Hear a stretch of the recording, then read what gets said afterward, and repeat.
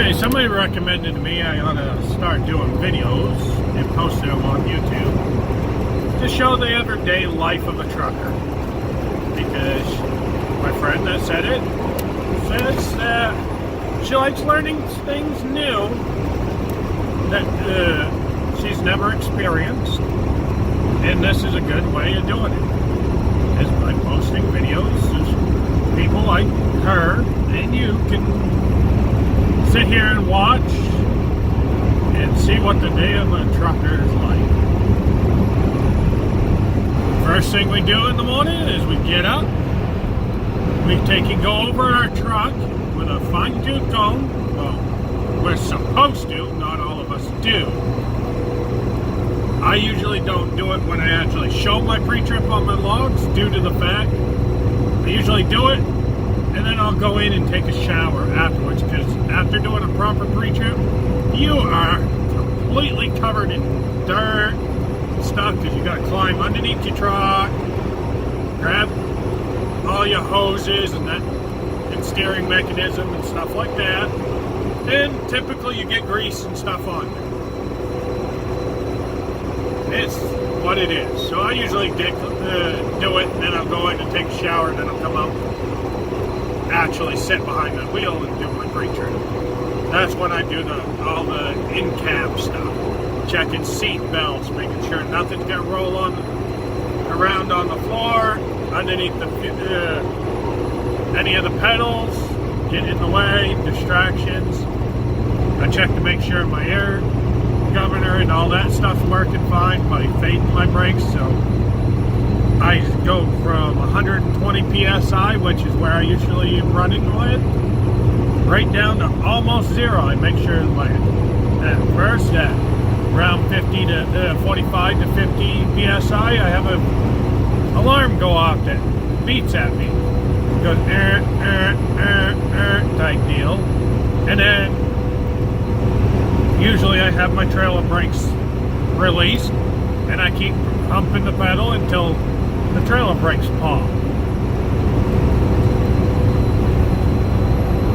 And that way I know that my protective valve is working, which actually, if I lose so much air pressure quick, it'll actually lock up the trailer brakes. It'll apply the spring brakes on the trailer, which are kind of like your emergency brake in your little car or pickup or whatever you drive, SUV. Oh, got a truck broke down on the shoulder here. Looks like he might have blew a tire or something. When you see a truck or anything broke down on the shoulder, you always slow down and you get over in the lane next to you. Ooh, actually, what it looks like he had a trailer brake malfunction.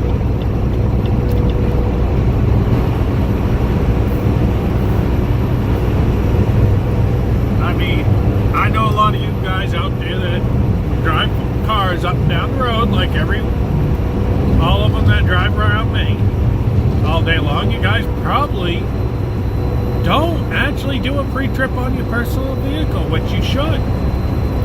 Because if you do a pre-trip on your personal vehicle, one, you'll catch a blinker out, a headlight, or something like that. It's easy in a personal vehicle. Get in and fire it up, turn your headlights on, walk around real quick, make sure all your headlights are working, your parking lights in the back are working, flip them to high beams, hit your four ways, walk around again, there you go. None lights are out, okay. Check your tires, make sure they don't look soft or spongy. Make sure you ain't got any bald spots or wire showing. I mean, it's pretty simple. I mean, yeah, you're not going to go in depth like we have to, where we got to check all the stuff. But you can catch them major things right there, which, guess what? Typically, a cop sees you with a light out, you're getting a fix-it ticket. It would save that cop from having to stop you guys when you think you're getting fix-it tickets, to focus on people like texting and driving, speeding, all that stuff. If frees them up from giving you a simple fix-it ticket to them actually protecting the people out on the highway from speeding, from distracted driving, OUIs, DUIs, whatever. Speaking of texting and driving, this Pennsylvania right in that pickup right there is texting and driving. What an idiot. I see, if I was to sit here and count how many, out of all the cars that pass me every day, probably 8 out of 10 of them had the damn cell phone in their hand, whether it's holding it up in front of them to freaking using the speakerphone thinking that's hands-free. Well, guess what? It's not hands-free. You can go to Walmart and pay freaking $15, get a simple freaking Bluetooth earpiece. Crying out loud, 90% of the stereos in cars nowadays, you can Bluetooth it right through your stereo. So there's really no excuse why you are freaking holding your cell phone in your hand. They should have to text and drive. I'm gonna let you in on a little known secret. There's an earpiece out there that you can buy at any truck stop. It's called a Blue Parrot. It's about $120, $140. You connect it to your phone, you hit the button, and you tell it what to say. Hit the button, hey, text John Smith. It'll say, okay, text John Smith. What's the message? You tell it what you want to say. Hey, man, what's going on? And then it'll ask you, do you want to send it, change it, or cancel? You say send it. Guess what? It sends it. Then when the message tone goes off, saying you got a new message, you hit the earpiece again, say read new message. It'll tell you who it's from. It'll read it to you. Do you want to reply? And all that good stuff. It's saving you from something that's been around since the beginning of time, driving, which is getting a distracted driving ticket. I feel bad that we actually had to invent a law that focuses on handheld cell phones usage.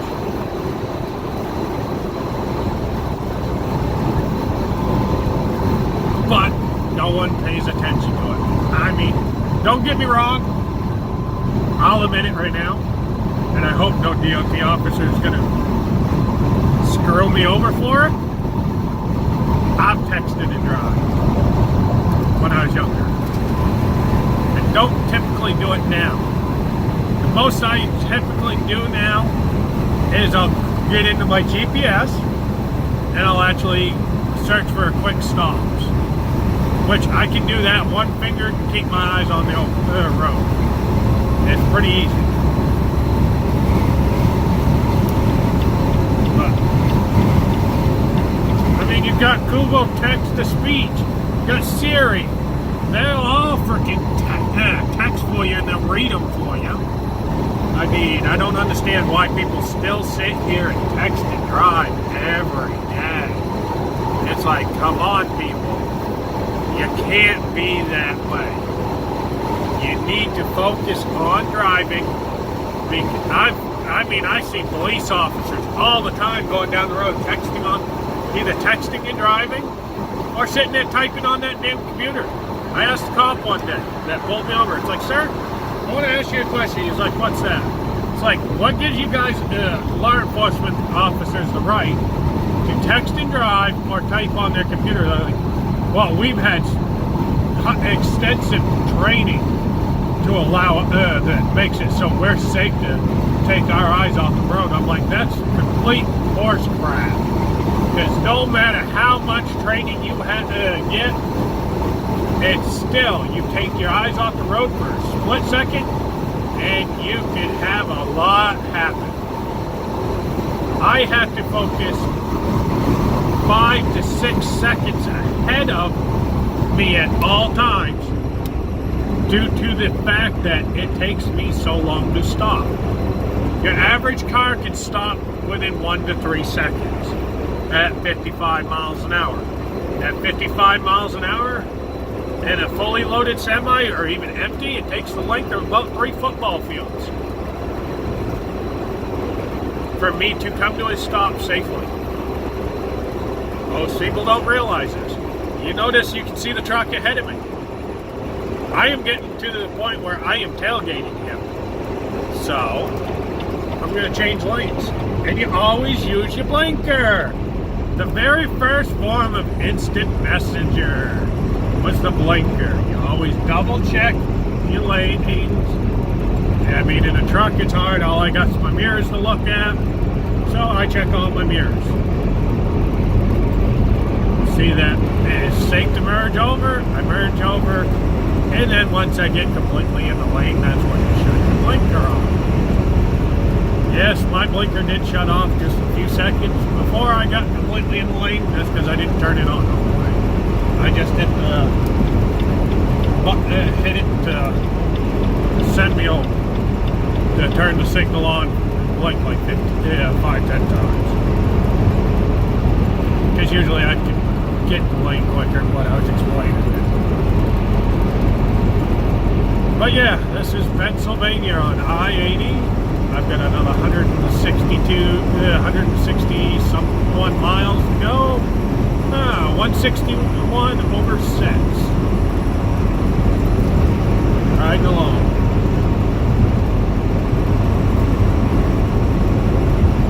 I got the cruise set for 72 miles an hour in a 70 mile an hour speed zone. I'm just sitting here cruising along. I mean, but yeah. This is basically the day, what a truck driver does all day long. Who the hell would ever want to sit in an office if you can sit out here and see this? Except for the fact, traffic. Brings me to another point. That spot you see in front of a truck driver, trucks, in the middle of stop and go traffic, is not for you to just dart into. That is our stopping space. That brings me back to the same thing. Remember what I said about how it takes us longer to stop than it does you. We are 40, the average car weighs 2,000 pounds. 2 to 3,000 pounds. My truck, fully loaded, is running right around 79, 80,000 pounds. Just think, yes, I have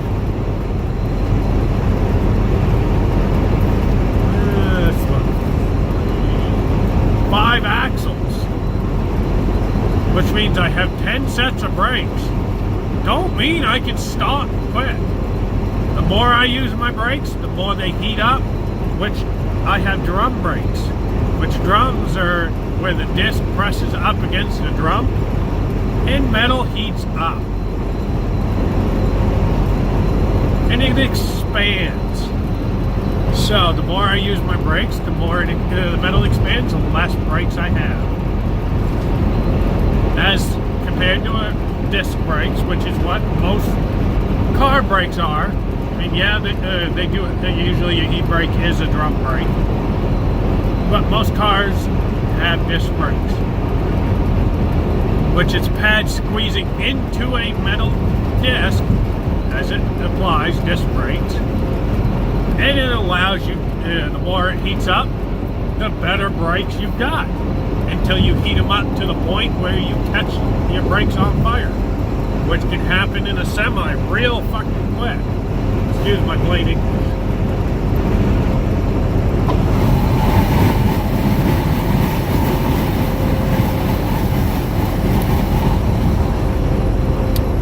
Yeah. And another thing, folks, we get in trouble for snow on our trailers, and it's a lot harder for us to clean the snow off than it is for you to clean it off on your roof. Technically, it is illegal. I don't know how many windshields I've replaced because a car did not clean the ice or snow off the roof of their car. And look at this freaking Pine Hill trucking. I was coming up by him quicker than he was traveling, and instead of waiting a second for me to go by him, he jumps in front. And I have it happen all the time. That's, again, I make hundreds of thousands split-second decisions every second. That if I make the wrong calculation, I hit you, you're more than likely dead. Because, again, you're tussling with 80,000 pounds, 40 ton. Just the amount of, just the G-force of the impact is enough that it's probably going to break your neck. And it's not fair for your families to go after the drivers of the trucks, and you cut out, say you cut out in front of them. It's not fair for your family to have to freaking go after the truck driver because you cut out in front of him and hit your brakes. He couldn't stop. He couldn't get over. He runs you over and kills you. It's wrongful death. But generally, truck drivers have these nifty little things that four-wheelers like to run too. But truck drivers generally have dash cameras, which if you cut out in front of a semi, it is illegal if you just decide to hit your brakes all of a sudden. You would technically be at fault for that accident. But a judge is going to award your family whatever they ask from the driver because he hit and killed you. They're going to sue him for a wrongful death. It's not a wrongful death on the truck driver, it's a wrongful death on you if you're at fault. Yes, I'm not saying all truck accidents that involve truck and four-wheelers are the car's fault. We call them four-wheelers, but it's not always the four-wheelers' fault. I'm not saying that. If it isn't the four-wheelers' fault, nail the hell out of the trucker. I'm with you. He needed to learn. Say he was texting, doing something, distracted. I see it in trucks all the time too. Sitting there with a phone in the hand. We're not allowed to hold our phone up to our ears, but yet you see truck drivers, all kinds of trucks doing it. In most states, the use of handheld cell phones are illegal. Punishable up to a $1,500 to $10,000 fine. There's actual states that might be talking with my hand-free device on my cell phone. I can be in trouble for it. I think that's ridiculous due to the fact that truck drivers talk to one another. We sit behind the wheel of a truck for 10, 11 hours a day, because that's another thing. We have a clock we have to deal with. Unlike you guys, we can't just get up in the morning. Oh, I think I'm going to drive from Maine to Miami, Florida, which is about a 6-hour drive, depending on where you live in Maine. It's about 26 hours. We can't get up and say, oh, we're going to go down to Miami, Florida, and freaking drive that all in one stretch. Technical, most four-wheelers most of you guys ain't going to do that, but we can't do it either. We have 4 clocks that we have to follow every day. We have our 70-hour working clock, which anytime we go on duty, starting of our pre-trip, this ticks away from our 70-hour clock. We get 70 hours in 7 days. Then we have an 11-hour drive clock, which means 11 hours of total driving. Then we have an 8-hour clock, which means every 8 hours on duty, we have to stop and take a half-hour break. Get out of the truck, walk around, go. Most drivers will go use the bathroom, go in and get something to eat. Or I know a lot of truck drivers that go in the bunk, curl up, take a nap, relax, watch a little TV or something, play a little video game or whatever for half an hour, 45 to an hour. Me, I like on my half-hour breaks. I actually get out, go for a walk with my dog that I have.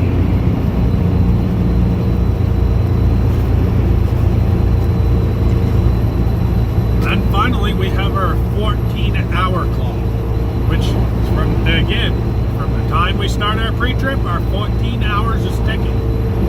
That 14 hours can be a combination between on duty or off duty. From the time we start our day with our pre-trip, we have 14 hours, whether we're screwed in at a ship or a receiver, we have 14 hours before we have to stop driving. And it sucks to have to rush a clock every day, but it's what it is. It's the life we chose. As you know, I will not call this a job. This is a lifestyle. To get up in the morning, one morning, when it's coming off my home time, say goodbye to my family, and not really know when I'll be home again. I mean, there's times that I'm out here 3-4 weeks at a time. Go home for 2-3 days. So, I run recaps a lot, which recaps are on the at midnight on the 8th day. We start I should say at 12:01 a.m. on the 8th day. Say I ran 9 hours when I left. 12 a.m. on the 8th, 12:01 a.m. on the 8th day. I get them 9 hours back. It's called a recap. It's what hours you did between driving and on duty. You get it back on the 8th day.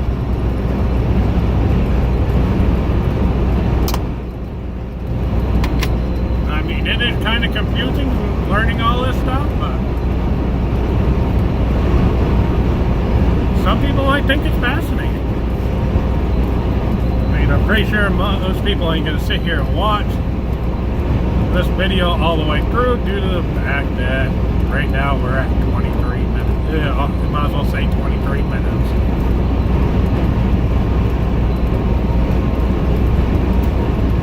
So, this is me. I'm going to sign off here and say God bless you and God bless the USA, and hopefully you guys have a good rest of your day or night, depending on what time you watch this video. I don't know. It's not like I have control over when you watch the videos. So, God bless the USA, and hey, thank the soldier for what they did for your freedom. Thank your first responders for your safety. Thank a truck driver for everything else you own, because at one point in time it was on the back of a truck driver. It's like this guy right here. He's hauling a refrigerated trailer, which is what I haul, a reefer. He is hauling food products. So there's where your food goes to your local supermarket, goes to a distribution center, and then their trucks take it to your local supermarket. You go into the store, you buy it, and you walk out to your car, you get your put in your car, you go home, you cook it. You don't realize how much of your food might travel as much as it does. Part of my load, the last 4 pallets on my load right now, I loaded up Old Town, Maine at LaBreeze Bakery. I'm going out to Sheraton, Iowa. This load is traveling 1,700 miles just for somebody to have their jelly roll on their 15-minute coffee break from work, just so somebody could have their little snack cakes.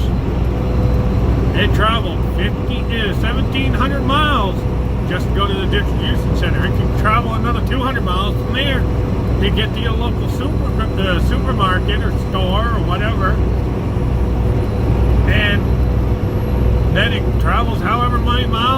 got to take it before you eat it. I mean, truck drivers deliver the gas in your vehicles, the cars themselves, even the lumber you build your houses with is on the back of a truck driver. I mean, even the asphalt you drive on every day. Truck drivers, granted, they were Class B dump trucks. Sometimes they, on the interstates, big jobs, they use tractor-trailer trucks to bring in hot top, but still.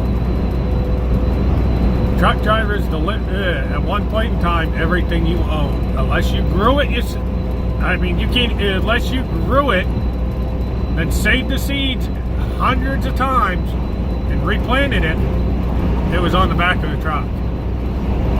And even still, you can still trace it back to a truck driver that delivered that load of tomatoes, or strawberries, or whatever it is.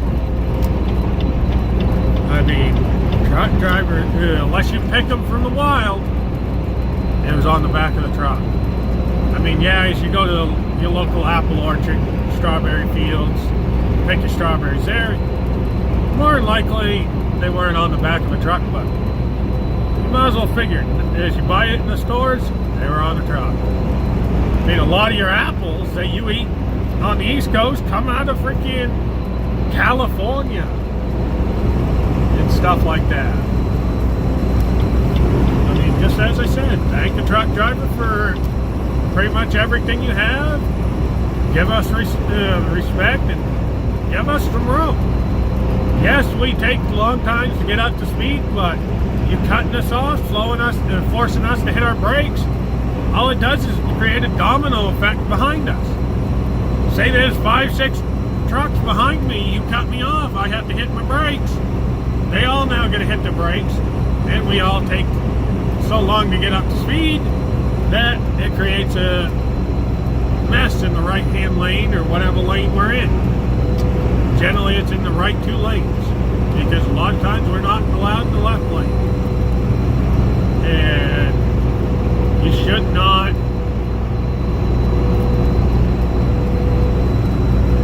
sit in a center lane and just sit there and cruise. That is a passing lane, just like in Connecticut. It's illegal for me to pass you on the right, but I can't go in the far left lane either. I have to sit behind you doing less than a speed limit. Whatever you want to do. Move over. And I'm talking to other truck drivers too about that. A lot of us truck drivers sit in the goddamn center lane, and that's where we stay. And then going slow, I understand we have to be governed out. A lot of trucking companies govern their trucks out to 62, 65, 70 miles an hour. But if you're in a 70 mile an hour speed zone, you're sitting in the center lane doing 62, 63, 65. If you're not actually passing, get over. And if you are getting ready to, if you are catching up to the person, but you have somebody coming up behind you that's going faster, move over, let them go. It's just etiquette of the road.